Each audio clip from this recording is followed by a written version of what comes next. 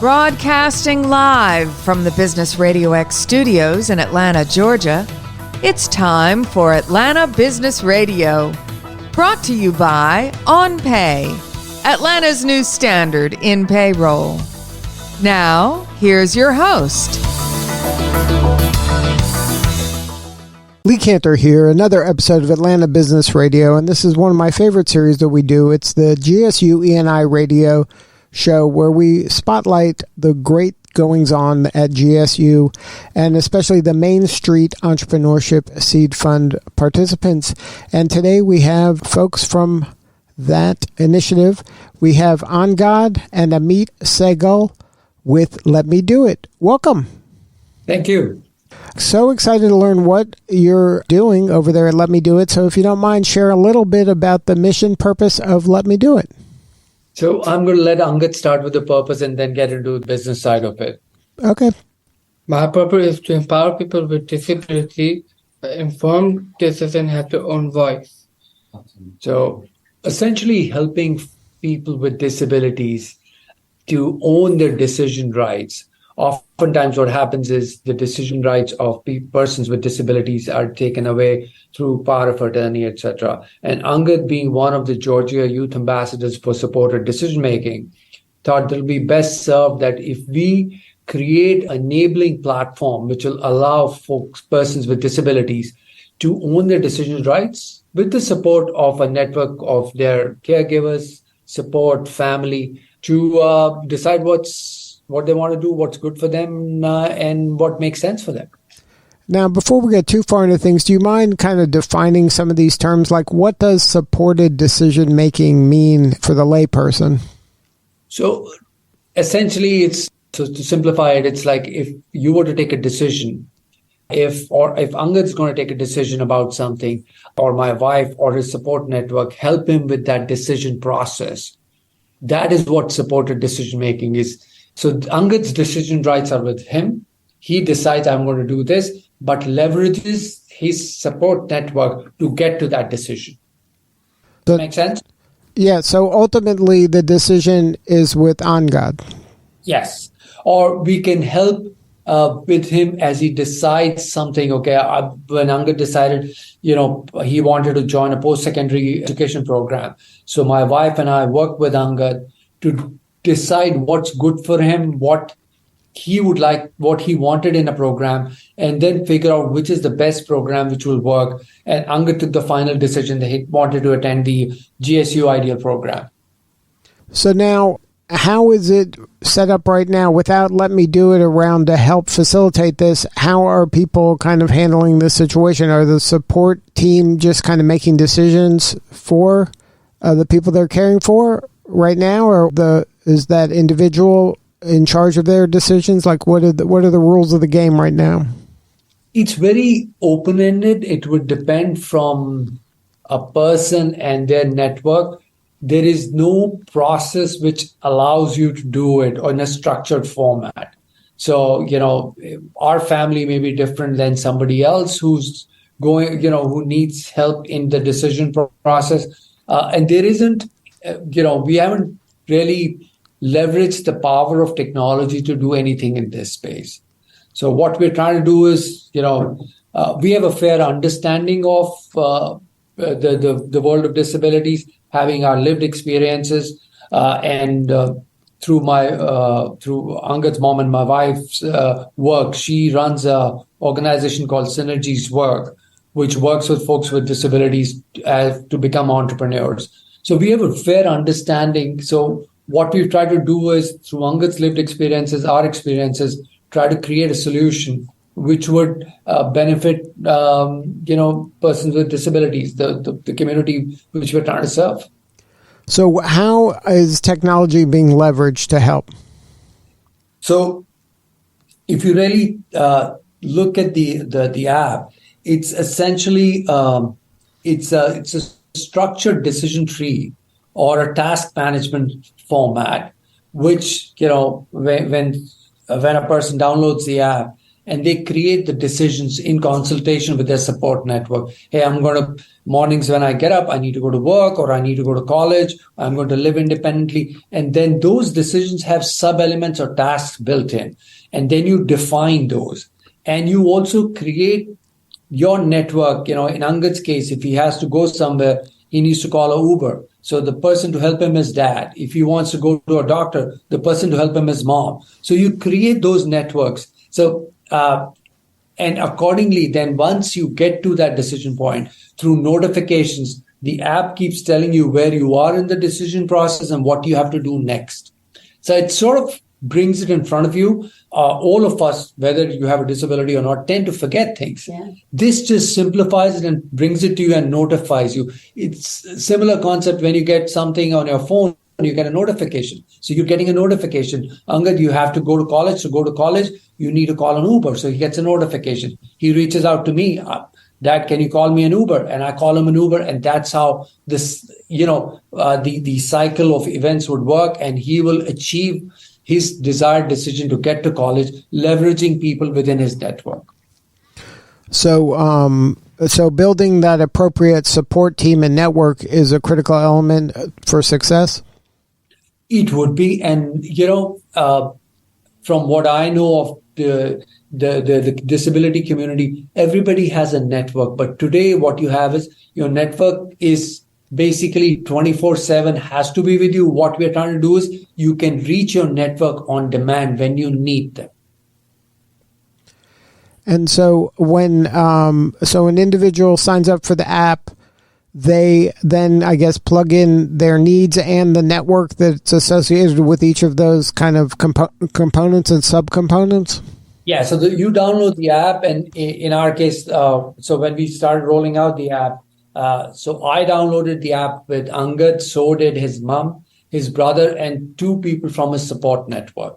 So all of us help Angad with certain parts of the decision or his everyday life, and decisions which manifest into everyday life or longer term impact decisions. And accordingly, based on that, we created the network of which person can help him with what part of those decisions. And so that's the person to call for. And then the app also color codes the need. Is it something which is immediate and urgent, something which is going to be done in a few hours? So sort of a red, amber kind of a color code, which defines the urgency of the task and the need for help. Now, does it kind of evolve along the lines to include like doctors or professors in this case, if it's college, and folks that are also interacting with the person with disabilities? You're exactly right. The step one, what we are trying to do is include your doctors, or because they are a part of your caregiver network. We are going to include them. But obviously we need to get we need to be HIPAA compliant, etc. But that's on the plan. And we are going to involve if you're in high school, if you're in college, your professors, so that they have, you're going to need help from them. If you need help from them, there is an easy way to reach them. We're also going to be working with, we are approaching organizations such as vocational rehab to allow for folks with disabilities, because in the current environment, they get a job coach for a defined period of time. Now, all of us can tend to forget things.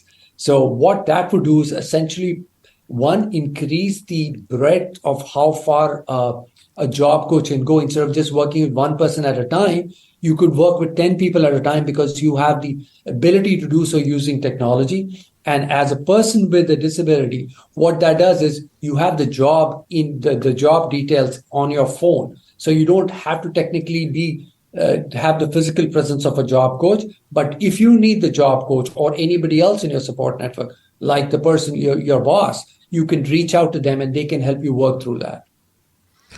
Now, speaking of coaching, does it offer kind of, and maybe AI is helpful in this area, some help if you need help? Sometimes you need help, sometimes you need a helper. Does the app provide for like encouragement or a tip, or here, have you tried this? Some problem solving assistance rather than going immediately to a human being? So it's going to be, it's on the roadmap right now. The way the app is, it does not have it, but in the next 12, 18 months, the plan is to include that kind of a thing. And we're also going to create a community pool so that, everybody, all the folks who are on the app, they can provide their inputs on whether it's, a doctor or a college or a class which somebody should attend, so that there is information sharing. And in today's world of disabilities, there's a lot of reinvention of the wheel that will eliminate that. Because like in the case of, like you were saying, in people going to college, it might be one professor is a better choice for this kind of a community rather than another one. And if the community was aware of that, it could save them some time and grief.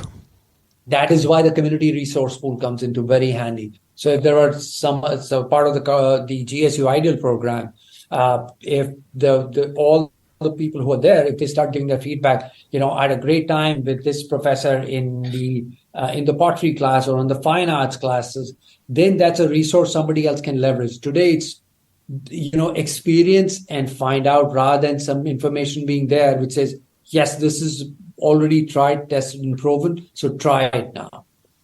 So now, where are you at in the development of this app? Is it kind of based on your family situation, or are there other people in the wild kind of using it and being your beta testers?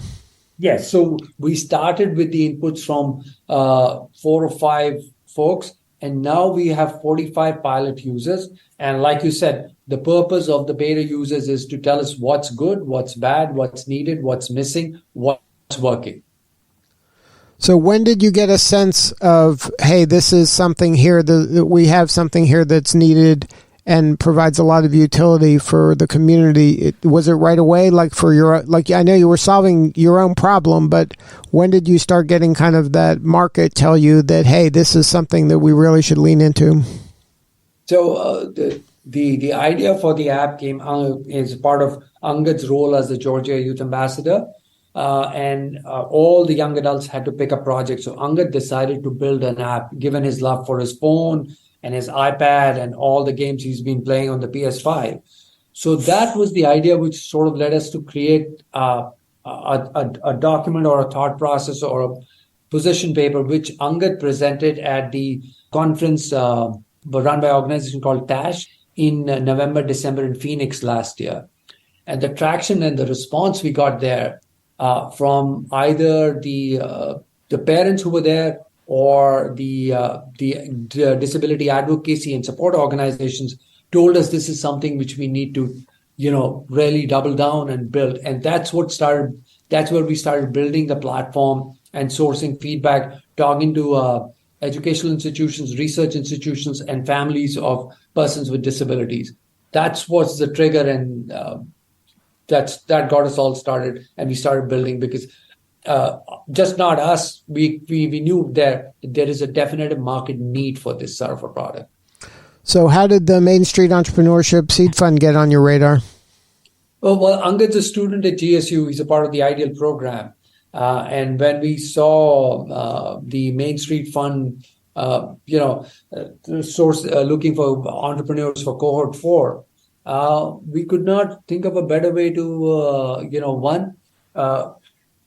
showcase that entrepreneurs, you can be entrepreneurs and it's not governed by the label if you're able or disabled. So that's what got us started. And it also helped us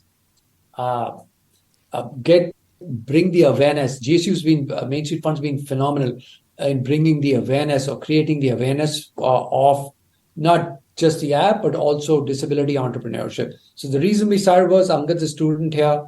What better place than to reach out and start building the app than with Main Street Fund.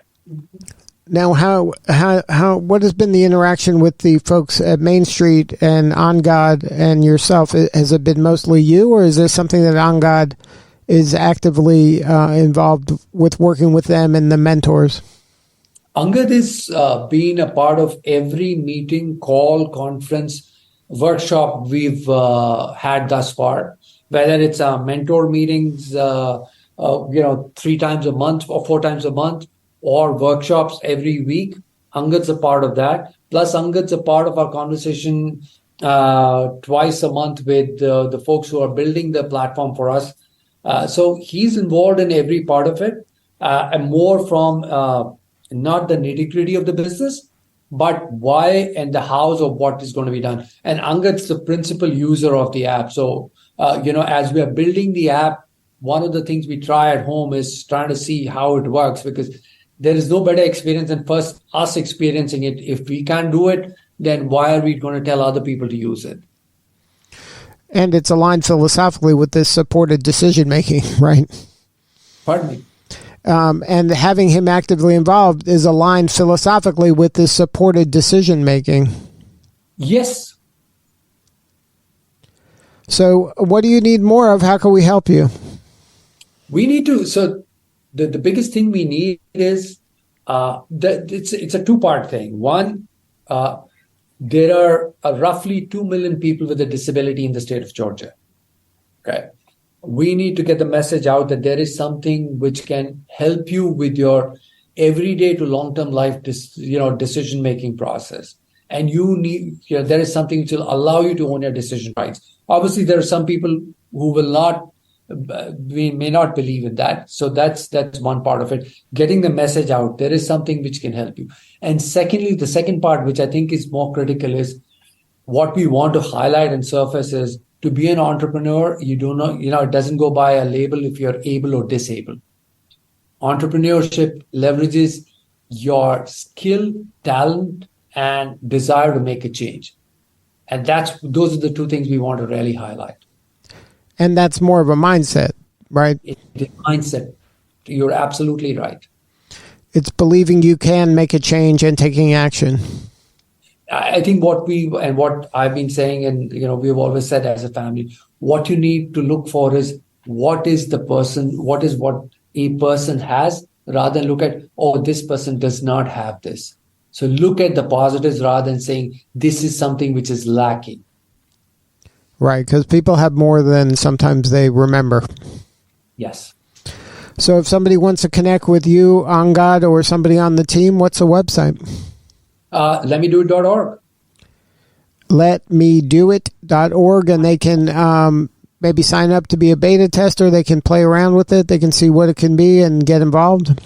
They can sign up to be a beta tester. What we are doing right now is, instead of, I'm meeting with each one of the folks who wants to come in as a beta tester. I want to make sure what is their expectation and the need, so that we are properly addressing it. And so that's the process I've adopted so far. The beta or version release, which is going to happen in November, that's the time we open it to the general public. Right now, we're adding beta users, beta testers, which is we're adding about one a day. And, I want to get a large group of folks who can provide us the feedback to action. Now, what about organizations that serve the disabled? Are you involving them as well?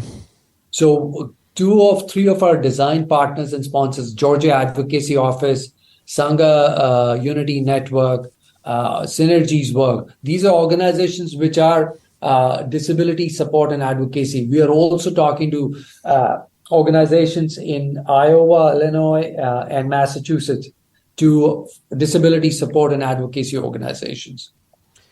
Well, Angad, Amit, congratulations on all the success so far and the momentum. You're doing important work, and we appreciate you both. Thank you so much. This is Lee Cantor. We will see you all next time on GSU ENI Radio.